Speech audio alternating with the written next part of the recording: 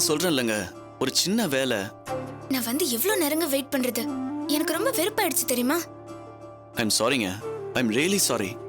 இது ரொம்ப லூசுத்தனமா இருக்குங்க. நீங்களே மீட் பண்ணணும்னு கெஞ்சுவீங்க.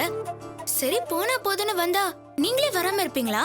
என்ன விளையாடுறீங்களா? சாரி பாஸ், இனிமே காஃபி வாங்கி கொடு, கடலை மிட்டாய் வாங்கி கொடுன்னுலாம் கேட்காதீங்க.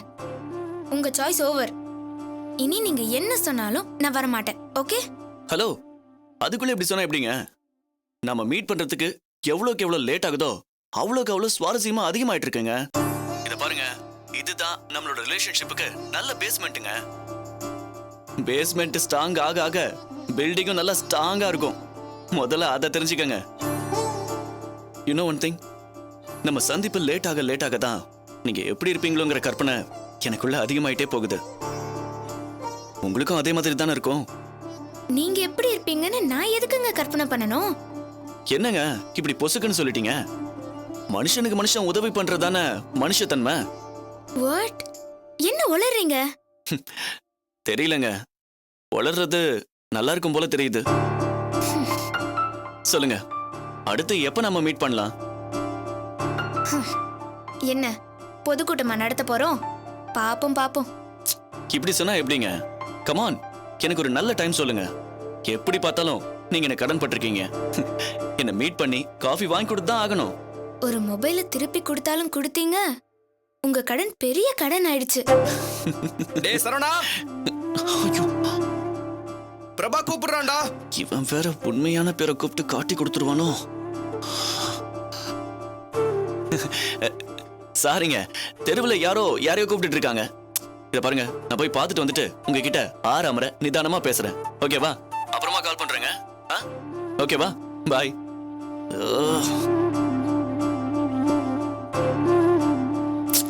இப்போ ஃபோன் நாட் ரீச்சபிள். என்னடாச்சு? என்ன பிரச்சனை உனக்கு? நட்ராஜ் எங்கடா போயிட்டான்? காலையில இருந்து நிறைய வாட்டி ஃபோன் பண்ணி பார்த்தாச்சு, எல்லா வாட்டி ஃபோன் நாட் ரீச்சபிள் தான் வருது. நீயே ட்ரை பண்ணி பாரு வேணா? என்னது? ஏன் என்னாச்சு? காலையில கூட என்கிட்ட பேசினாரே. இல்ல நீ அவன் என்கிட்ட இன்சூரன்ஸ் ரினியூ பண்ண சொன்னா, ரினியூ பண்ணியாச்சுடா அப்படின்னு சொல்லதுக்கா காலையில இருந்து ட்ரை பண்ணிட்டு இருக்க. ஃபோன் நாட் ரீச்சபிள்னே இருக்கு. இது வரைக்கும் ஏகப்பட்ட தடவை ஃபோன் பண்ணியாச்சு. ஒருவேளை போன் சார்ஜ் போயிருக்கும், ஆபீஸ்ல தான் இருப்பான். ஐயோ அம்மா, நான் ஆபீஸ் போயிட்டேன், நம்ம லாரி காரேஜ் போயிட்டேன், சின்ன ஷெட் பெரிய ஷெட், அவன் போற எல்லா இடத்துக்கும் போயிட்டேன், எங்கேயுமே அவன் இல்ல. டேய் ஃபோன் கிடைச்சாடா? இல்ல பாத்தீங்களா? ஏதோ படத்துக்கு போயிருப்பானா? தியேட்டருக்கு போனா சுவிட்ச் ஆஃப் பண்ணிடுவான்ல. அப்பா இது ஷோ டைமிங்கே இல்லப்பா. அப்படியே அவன் படத்துக்கு போய் ஃபோன் சுவிட்ச் ஆஃப் பண்ணிருந்தா கூட நான் கால் பண்ணும்போது சுவிட்ச் ஆஃப் தானே வரணும், ஆனா நாட் ரீச்சபிள்னு வருது. அப்படி எங்கேயாவது போனா கூட என்கிட்ட சொல்லிட்டு தான் போவார் அங்கிள். என்கிட்ட எந்த தகவலும் சொல்லலையே. எனக்கு இன்னும் கொஞ்சம் பயமா இருக்கு அங்கிள். ஐயோ பயப்படாதம்மா. டேய், பயப்படாத. அவன் ஃப்ரெண்ட்ஸ்க்கு எல்லாம் ஃபோன் பண்ணி பாரு. நீங்க அவங்க வீட்டுக்கு எங்கேயாவது போயிருக்கானான்னு. சரிங்கப்பா.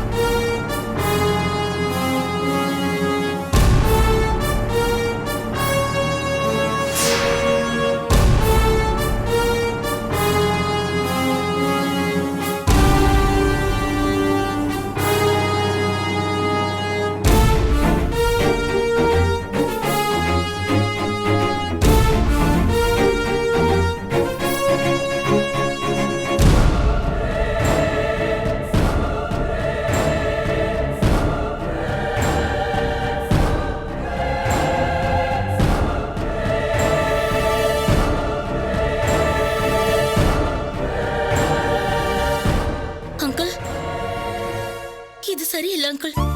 அந்த ஆள் நமக்கு எதிரா ஏதேதோ சதி பண்ணி பார்த்தாரு. எதுவும் நடக்கலன்னதோ நட்ராஜ ஏதோ பண்ணிட்டாருன்னு தோணுது அங்கிள். என்னம்மா சொல்ற?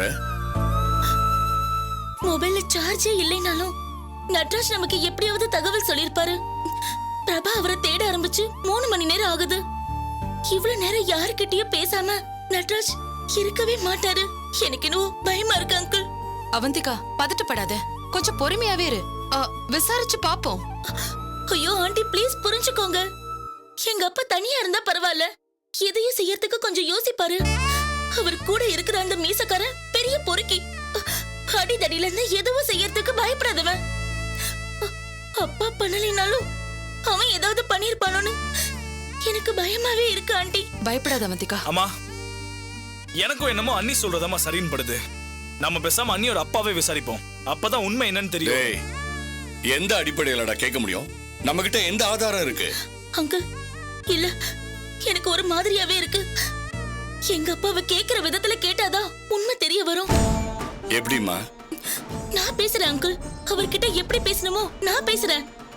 நீங்க இருங்க, அவர்கிட்ட நான் போய் பேசிட்டு வரேன். அவந்திகா நில்லுமா. என்னங்க, இவ சொல்றதுலயும் ஒரு அர்த்தம் இருக்குங்க. இவளோட அப்பா கிட்ட பேசிட்டோம். ஆனா தனியா போக வேண்டாம், நாமளும் சேர்ந்து போவோம். அப்பதான் அவரால இவளுக்கு எந்த பிரச்சனையும் வராது. அம்மா, நீங்க மட்டும் போக வேணாம். உங்களுக்கு சப்போர்ட்டுக்கு நாங்களும் கூட வரோம். இல்ல பிரபா, நாங்க விசாரிக்க தான் போறோம், சண்டைக்கு போகல. நீங்க அங்க வந்தா பேச்சுக்கு பேச்சு பேசி விஷயத்த சிக்கலாக்கி விட்டுருவீங்க. நானும் உங்க அப்பாவும் மட்டும் போறோம். உங்க அப்பாவுக்கு மேல எங்களுக்கு ஒரு பாதுகாப்பும் வேண்டாம். வாங்க போலாம். வா டேய், வந்திகா. நடராஜ் பத்தி ஏதாவது தகவல் தெரிஞ்சா உடனே எனக்கு ஃபோன் பண்ணு. சரிப்பா? சரிப்பா.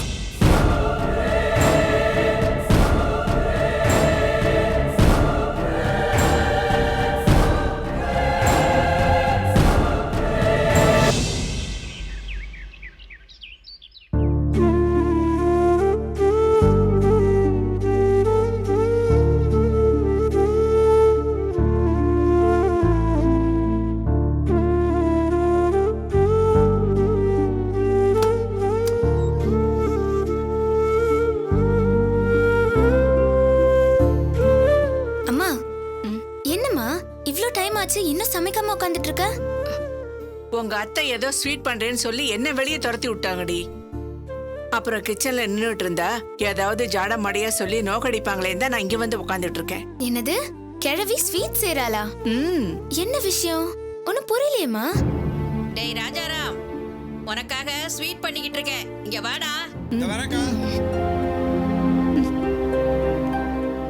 எனக்கு அதுக்குள்ள பண்ணிட்டியா?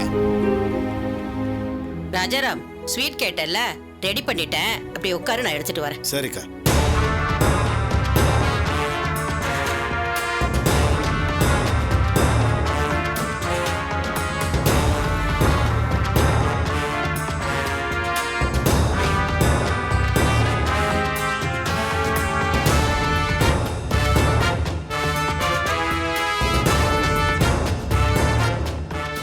இப்ப எதுக்கு அவங்க ஸ்வீட் பண்றாங்களா?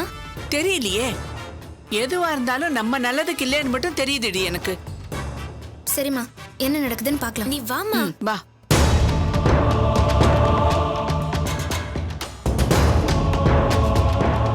ராஜாராம், சாப்பிட்டு பார்த்து எப்படி இருக்குன்னு சொல்லு.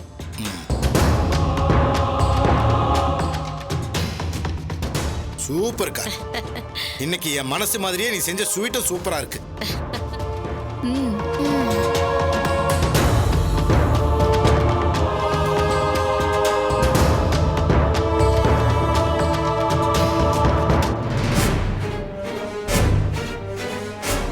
அம்மா, ஆண்டி. என்ன கிருஷ்ணன், இந்த பக்கம் வந்திருக்க? ஆச்சரியமா இருக்கு.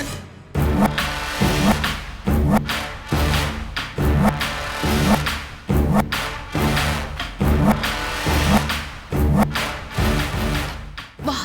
அம்மா நில்லுமா, நீ எங்க போற? பாவண்டி அவங்க. இங்கேயே இரு.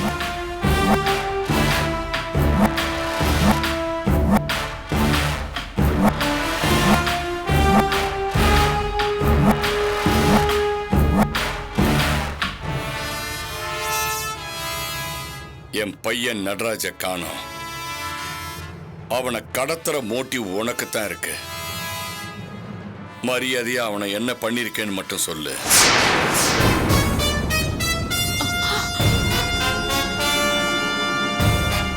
இது என்ன சார் அநியாயமா இருக்கு? உங்க பிள்ளைய காணனா 4 இடத்துல தேடி பாருங்க. அதை விட்டுட்டு எனக்கு மோட்டிவ் இருக்குன்னு இங்கே வருவீங்களா? ராஜாராம், இந்த நக்கல் நையாண்டிலாம் என்கிட்ட வேண்டாம், வேணவே வேண்டாம். உண்மையை சொல்லிடு. எங்க என் பையன்? அங்கிள், இந்த ஆள் கிட்ட இப்படி விசாரிச்சா பதில் வராது.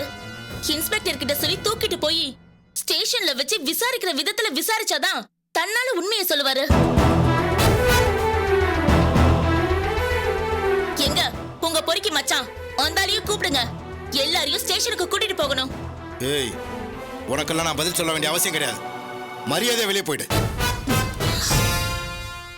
அவந்திகா சும்மா இருமா. அண்ணே, வீணா எங்க வாழ்க்கையோட விளையாடாதீங்க. என் பையனை எங்க வச்சிருக்கீங்க சொல்லுங்கண்ணே. இதென்னம்மா உங்களோட பெரிய ரோதனையா போச்சு? நான் கல்யாண வேலை கவனிப்பேனா இல்ல உங்க பையனை தூக்குறது உங்க கூட கண்ணாமூச்சி விளையாடுறது இதுதான் என் வேலையா?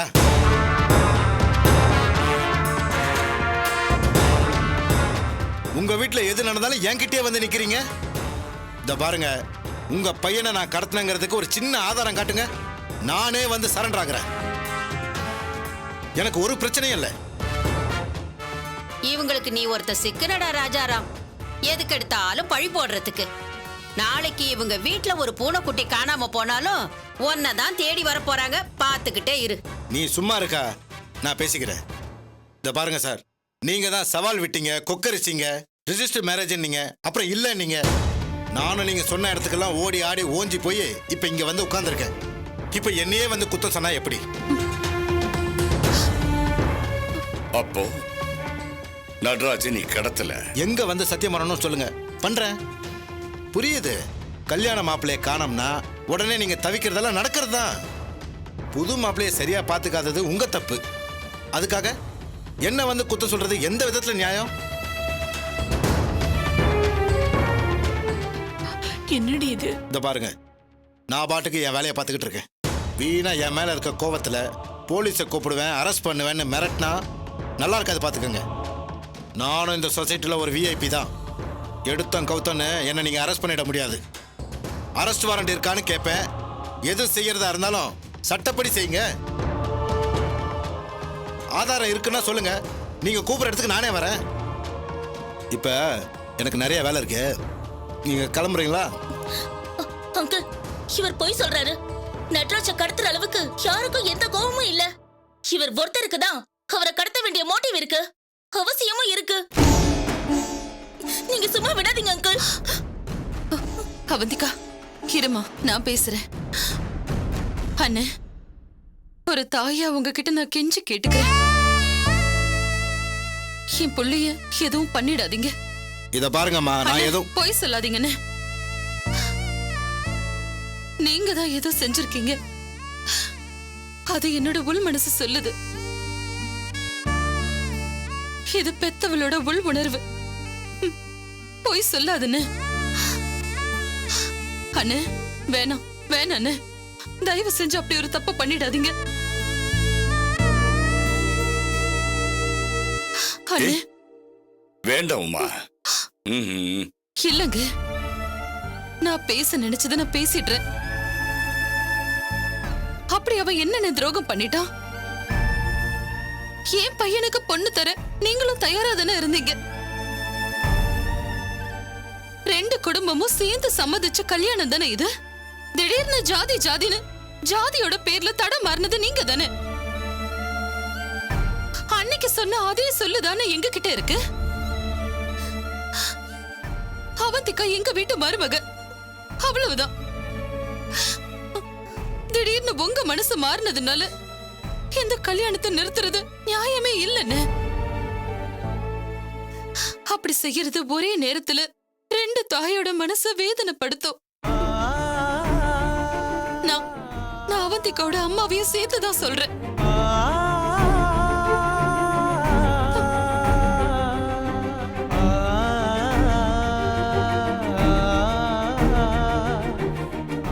உங்களோட தனிப்பட்ட கோவத்துக்காக உங்க பொண்ணோட வாழ்க்கையை நாசமாக்குறேன்னு ஏன் புள்ளி எதுவும் பண்ணிடாதீங்க. ஒரு தாயா நான் உங்ககிட்ட கேக்குற 2வது யாசகம் இது. தயவு செஞ்சு என் புள்ளைய என்கிட்ட கொடுத்துருங்கன்னு. தயவு செஞ்சு இப்படி எல்லாம் பேசி என்ன சங்கடப்படுத்தாதீங்கம்மா. நான் செய்யவே இல்லைங்கிற, அதுக்கப்புறமும் நீங்க என்னையே சொல்றீங்க. தேவையில்லாம என் வீட்டுல வந்து நின்று பிரச்சனை பண்றதை விட உங்க பையனை நல்லா தேடி பாருங்கம்மா. கடத்தின தூக்குனன்னு என்னையே குத்தம் சொல்றதை விட்டுவிட்டு அந்த பையன் என்ன ஆபத்துல இருக்கானோ என்னவோ நல்லா தேடி பாருங்க. போங்க, நினைக்கும் போது எனக்கே கஷ்டமா இருக்கு. நல்ல மாதிரி வேஷம் படாதீங்க மிஸ்டர் ராஜாராம். உங்களுடைய பாசக்கார வேஷம்லாம் எவ்வளவு போலின்னு எனக்கு ரொம்பவே நல்லா தெரியும். நட்ராஜ்க்கு மட்டும் ஏதாவது ஒண்ணு ஆச்சுன்னு வச்சுக்கோங்க, உங்களை கொல்றதுக்காக எங்க வீட்ல இருந்து 4 ஆம்பளைங்களும் ஒரு பொம்பளையும் எங்க இருந்தாலும் தேடி வந்து கொள்ளுவோம். ஞாபகம் வச்சுக்கோங்க.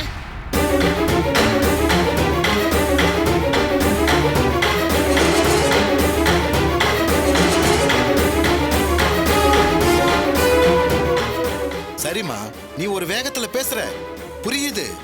முதல்ல போய் என்ன ஏதுன்னு பாரு. என்ன கிருஷ்ணா, முதல்ல இவங்களை கூட்டிட்டு போங்க. ரொம்ப உணர்ச்சி வசப்படுறாங்க.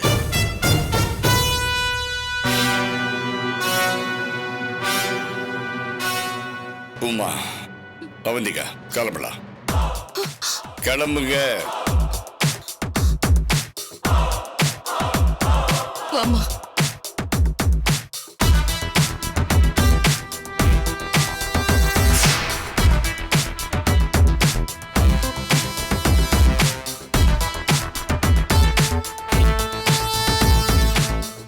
என்ன கிருஷ்ணன், நீங்க கிளம்பல?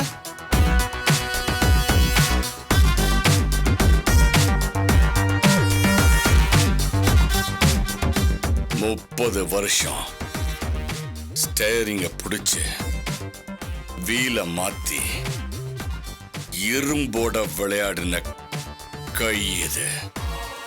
உள்ள இன்னும் உரமும் உறுதி இருக்கு. நீ ஏதாவது என் குடும்பத்துக்கு பண்ணணும்னு நினைச்ச, நீ ஆள் தேடணும். ஆனா நான் உன்னை கொல்லணும்னு நினைச்சேன், நானே வருவேன். இந்த கையாலேயே உன்னை கொன்னுடுவேன். அதுக்கான கோபமும் எனக்கு இருக்கு, நெஞ்சோரமும் இருக்கு. நீ எது செய்யணும்னு நினைச்சாலும் இத மட்டும் ஞாபகத்துல வச்சுக்கிட்டு செய்.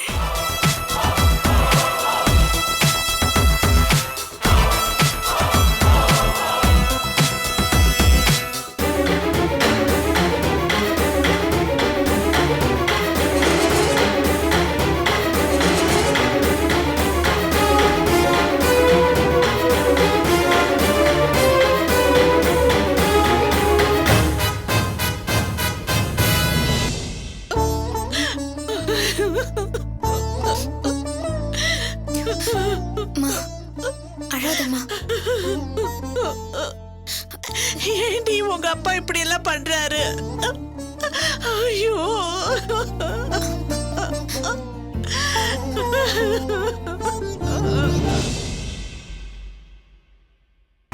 அழாதம்மா.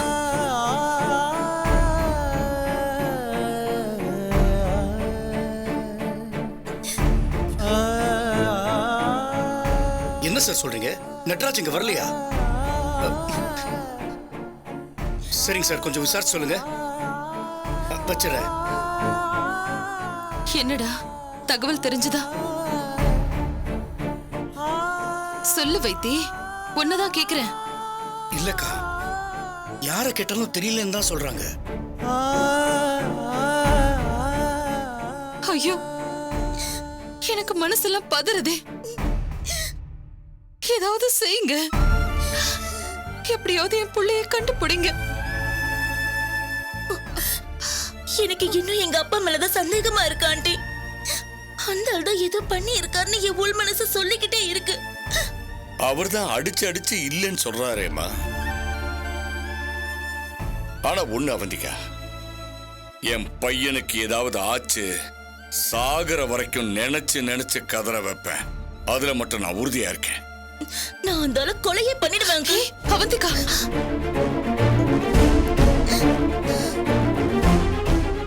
கிருஷ்ணா, இப்ப இந்த மாதிரி எல்லாம் பேசி ஒன்னும் ஆக போறது இல்ல.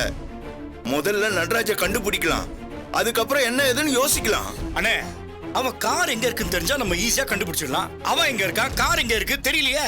அத்தை, அப்ப போலீஸ்க்கு போயிடலாமா? வேண்டாமா, பெரிய பிரச்சனை ஆயிடும்.